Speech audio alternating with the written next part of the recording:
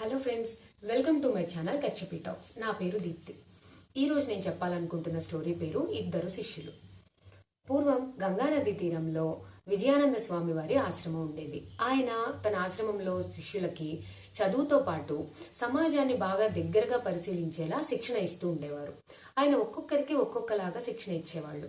అలా ఆయన ఒకసారి జ్ఞానేంద్రుడు, రవీంద్రుడు అని ఇద్దరు శిష్యుల్ని దగ్గరికి పిలిచారు.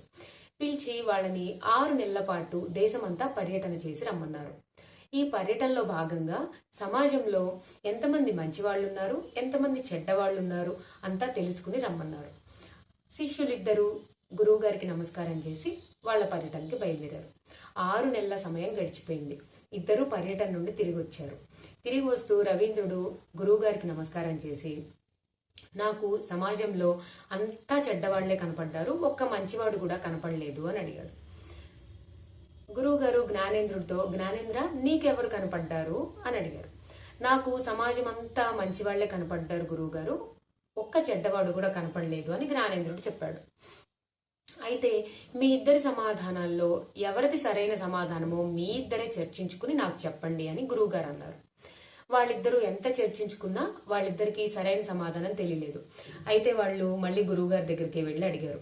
అయితే అప్పుడు గురువుగారు ఇలా చెప్పారు, సమాజం మొత్తం పూర్తిగా మంచి వాళ్ళతో నిండి ఉండదు, పూర్తిగా చెడ్డవాళ్లతో నిండి ఉండదు.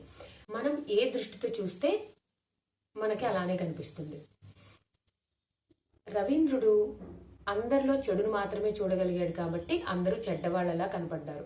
జ్ఞానేంద్రుడు అందరిలో మంచినే చూశాడు కాబట్టి అతనికి అందరూ మంచి వాళ్ళలానే కనపడ్డారు. అయితే మంచి చెడులు రెండూ మన సమాజంలో కలిసే ఉంటాయి. నాణ్యానికి బొమ్మ బొరుసు రెండూ ఉన్నట్టు ప్రతి మనిషిలో మంచి చెడు రెండూ కలిసే ఉంటాయి. అయితే మనం సమాజంలో జీవించేటప్పుడు ఏది మంచో ఏది చెడో తెలుసుకుని సరైన మార్గంలో జీవిస్తూ అందరికీ ఆదర్శప్రాయంగా మనం జీవించాలి అని గురువుగారు శిష్యులిద్దరికీ చెప్పారు. ఇదండి ఈరోజు స్టోరీ.